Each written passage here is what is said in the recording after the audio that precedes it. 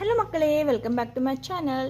ಇವತ್ತಿನ ವಿಡಿಯೋದಲ್ಲಿ ನಾವು 3ನೇ ತರಗತಿಯ ಕನ್ನಡ ಪುಸ್ತಕವಾದ ಸವಿ ಕನ್ನಡ ಈ ಪುಸ್ತಕದಲ್ಲಿನ ಕಂದ ಪಾಠ 4 ಕಂದ ಇದು ಪದ್ಯವಾಗಿದೆ ಮಕ್ಕಳೇ. ಇದು ಜನಪದ ಒಂದು ಪದ್ಯವಾಗಿದೆ. ಇದನ್ನು ಇವತ್ತು ನಾವು ನೋಡೋಣ. ಹಾಗೆ ಇದರ ಪ್ರಶ್ನೋತ್ತರ ಹಾಗೂ ಎಲ್ಲ ಭಾಷಾಭ್ಯಾಸಗಳನ್ನು ನಾವು ಇವತ್ತು ಸಾಲ್ವ್ ಮಾಡೋಣ ಮಕ್ಕಳೇ. ಸೊ ಹಾಗಾದ್ರೆ ನಡೀರಿ ವಿಡಿಯೋನ ಸ್ಟಾರ್ಟ್ ಮಾಡೋಣ. ಈ ಪದ್ಯವನ್ನು ಫಸ್ಟಿಗೆ ನಾವು ರಾಗವಾಗಿ ಹಾಡೋಣ, ಆಮೇಲೆ ಇದರ ಪ್ರಶ್ನೋತ್ತರಗಳು ಹಾಗೂ ಎಲ್ಲ ಭಾಷಾಭ್ಯಾಸಗಳನ್ನು ನಾವು ಸಾಲ್ವ್ ಮಾಡೋಣ ಮಕ್ಕಳೇ. ಕೂಸು ಇದ್ದ ಮನಿಗೆ ಬೀಸಣಿಗೆ ಯಾತಕ, ಕೂಸು ಕಂದಯ್ಯ ಒಳಹೊರಗ. ಕೂಸು ಇದ್ದ ಮನಿಗೆ ಬೀಸಣಿಗೆ ಯಾತಕ, ಕೂಸು ಕಂದಯ್ಯ ಒಳಹೊರಗ. ಕೂಸು ಕಂದಯ್ಯ ಒಳಹೊರಗ ಆಡಿದರ ಬೀಸಣಿಗೆ ಗಾಳಿ ಸುಳಿದಾವ, ಬೀಸಣಿಗೆ ಗಾಳಿ ಸುಳಿದಾವ. ಆಡಿ ಬಾನನ ಕಂದ ಅಂಗಾಲ ತೊಳೆದೇನ, ತೆಂಗಿನಕಾಯಿ ತಿಳನೀರ, ತೆಂಗಿನಕಾಯಿ ತಿಳನೀರ ತಕ್ಕೊಂಡು ಬಂಗಾರ ಮಾರಿ ತೊಳೆದೇನ, ಬಂಗಾರ ಮಾರಿ ತೊಳೆದೇನ. ಅಳುವ ಕಂದನ ತುಟಿಯು ಹವಳದ ಕುಡಿಹಂಗ, ಕುಡಿಹುಬ್ಬು ಬೇವಿನ ನೆಸಳಂಗ, ಕುಡಿಹುಬ್ಬು ಬೇವಿನ ನೆಸಳಂಗ. ಕಣ್ಣೋಟ ಶಿವನ ಕೈಯಲಬೂ ಹೊಳೆದಂಗ, ಶಿವನ ಕೈಯಲಬೂ ಹೊಳೆದಂಗ. ಕಂದಾನ ಕಿರಿಕಿರಿ ಇಂದೇನು ಹೇಳಲಿ, ಬಿಂದಿಗೆ ಹಾಲು ಸುರಿವಂದ, ಬಿಂದಿಗೆ ಹಾಲು ಸುರಿವಂದ. ಚಂಜಿಯ ಚಂದ್ರಮನ ತಂದು ನಿಲ್ಲಿಸೆಂದ, ಚಂದ್ರಮನ ತಂದು ನಿಲ್ಲಿಸೆಂದ.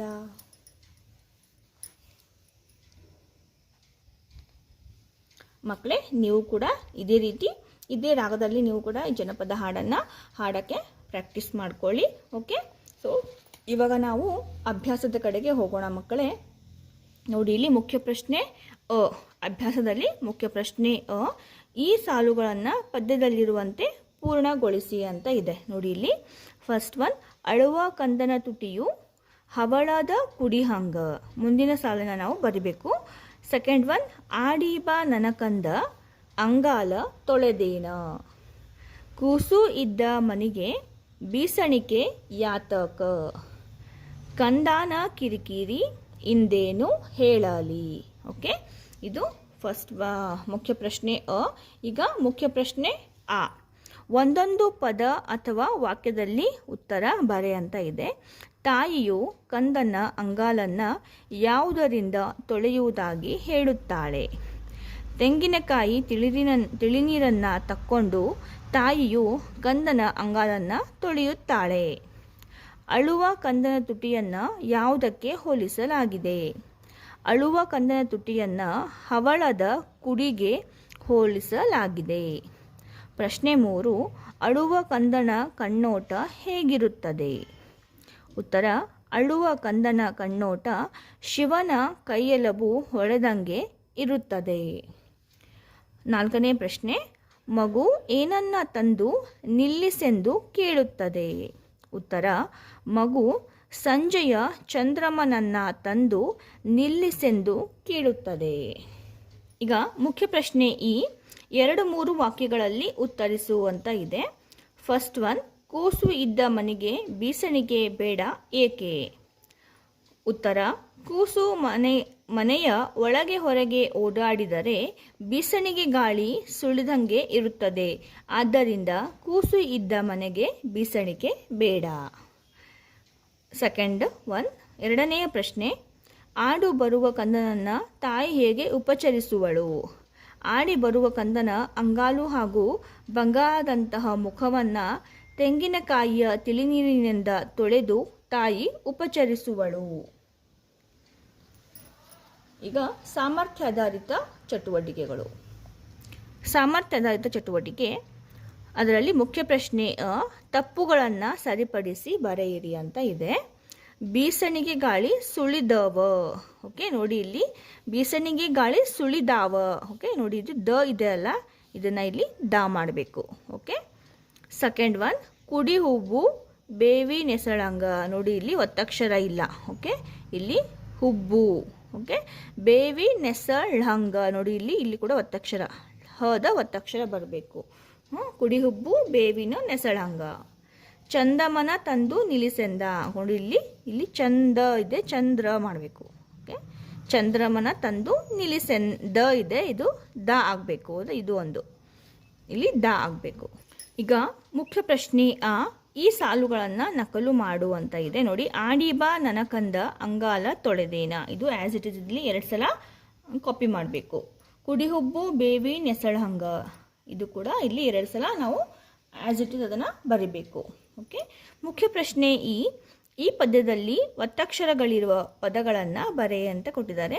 ಪದ್ಯದಲ್ಲಿ ಬಂದಿರುವಂತಹ ಒತ್ತಕ್ಷರಗಳ ಪದಗಳು ಯಾವುವು ಅಂದರೆ ಕಂದಯ್ಯ, ಕಣ್ಣೋಟ, ಹೊಳೆದಂಗ, ತಕ್ಕೊಂಡು, ಕೈಯೆಲಬು ಮತ್ತು ಚಂದ್ರಮ. ಇವಿಷ್ಟು ಈ ಪದ್ಯದಲ್ಲಿ ಬಂದಿರುವಂತಹ ಒತ್ತಕ್ಷರಗಳು. ಈಗ ಭಾಷಾಭ್ಯಾಸವನ್ನು ನೋಡೋಣ. ಅದರಲ್ಲಿ ಮುಖ್ಯ ಪ್ರಶ್ನೆ ಊಹಿಸಿ ಬರೆ ಅಂತ. ಓಕೆ. ನೋಡಿ, ಅಲ್ಲಿ ಮಗುವಿನ ಚಿತ್ರವನ್ನು ಕೊಟ್ಟಿದ್ದಾರೆ. ಮಗು ಏಕೆ ನಗುತ್ತಿರಬಹುದು ಅಂತ ಇದೆ ನೋಡಿ. ಮಗುವಿನ ಕೈಯಲ್ಲಿ ಒಂದು ಆಟಿಕೆ ಸಾಮಾನಿದೆ.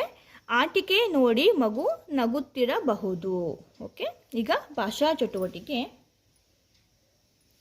ಅದರಲ್ಲಿ ಮುಖ್ಯ ಪ್ರಶ್ನೆ ಸಮಾನಾರ್ಥಕ ಪದಗಳನ್ನು ಬರೆಯಿರಿ ಅಂತ ಇದೆ. ಬಂಗಾರ, ಇದಕ್ಕೆ ಸಮಾನಾರ್ಥಕ ಪದಗಳು ಚಿನ್ನ, ಚಿನ್ನ ಮತ್ತು ಸ್ವರ್ಣ. ಕೂಸು, ಮಗು, ಕಂದ. ತಾಯಿ, ಜನನಿ, ಅಮ್ಮ.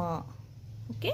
ಇವಿಷ್ಟು ಸಮಾನಾರ್ಥಕ ಪದಗಳು. ಈಗ ಮುಖ್ಯ ಪ್ರಶ್ನೆ ಈ ವಾಕ್ಯಗಳಲ್ಲಿ ಅಡಿಗೆರೆ ಹಾಕಿದ ಪದಗಳಿಗೆ ಗ್ರಾಂಥಿಕ ರೂಪ ಬರೆಯಿರಿ ಅಂತ ಇದೆ. ಓಕೆ. ನೋಡಿ, ಇಲ್ಲಿ ಮನಿಗೆ, ಮಾರಿ, ಸುಳಿದಾವ ಮತ್ತು ಚಂಜಿಯ. ಓಕೆ.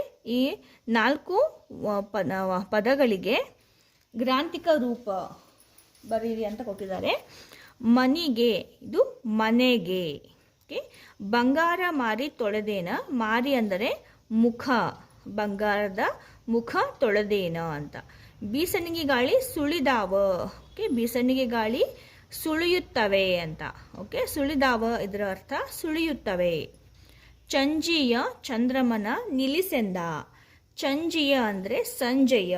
ಓಕೆ. ಸಂಜೆಯ ಚಂದ್ರಮನ ನಿಲ್ಲಿಸೆಂದ. ಈಗ ನೋಡಿ, ಮುಖ್ಯ ಪ್ರಶ್ನೆ ಈ ಪದಗಳನ್ನು ಗ್ರಾಂಥಿಕ ರೂಪದಲ್ಲಿ ಬರೆಯಿರಿ ಅಂತ ಇದೆ. ಮಾದರಿ ಕೊಟ್ಟಿದ್ದಾರೆ. ಹೊಳೆದಂಗ, ಓಕೆ, ಹೊಳೆದ ಹಾಗೆ.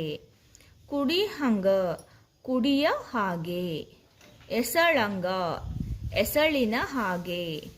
ನೆನೆದಂಗ, ನೆನೆದ ಹಾಗೆ. ಬಂದಂಗ, ಬಂದ ಹಾಗೆ. ಕುಳಿತಂಗ, ಕುಳಿತ ಹಾಗೆ. ಓಕೆ ಮಕ್ಕಳೇ, ನೋಡಿ ಇಲ್ಲಿಗೆ ನಮ್ಮ ಇದು ಕಂದ. ಓಕೆ. ಕಂದ ಈ ಪದ್ಯದ ಎಲ್ಲ ಪ್ರಶ್ನೋತ್ತರಗಳು ಹಾಗೂ ಭಾಷಾಭ್ಯಾಸ ಮುಕ್ತಾಯವಾಗಿದೆ ಮಕ್ಕಳೇ. ಐ ಹೋಪ್ ನಿಮಗೆ ಈ ವಿಡಿಯೋ ಇಷ್ಟ ಆಗಿದೆ ಅಂತ ಭಾವಿಸ್ತೀನಿ. ಇಷ್ಟ ಆಗಿದ್ರೆ ಒಂದು ಲೈಕನ್ನು ಮಾಡಿ. ಇದೇ ರೀತಿಯ ಹೆಚ್ಚಿನ ಕನ್ನಡ ನೋಟ್ಸ್ಗಳಿಗಾಗಿ ನಮ್ಮ ಚಾನಲನ್ನು ಸಬ್ಸ್ಕ್ರೈಬ್ ಮಾಡ್ಕೊಳ್ಳೋದನ್ನು ಮರಿಬೇಡಿ. ಮತ್ತೆ ಸಿಗೋಣ ಮುಂದಿನ ಪಾಠದ ಪ್ರಶ್ನೋತ್ತರದ ನೋಟ್ಸ್ದೊಂದಿಗೆ. ಅಲ್ಲಿವರೆಗೂ ಮಕ್ಕಳೇ ಟೇಕ್ ಕೇರ್. ಬಾಯ್ ಬಾಯ್.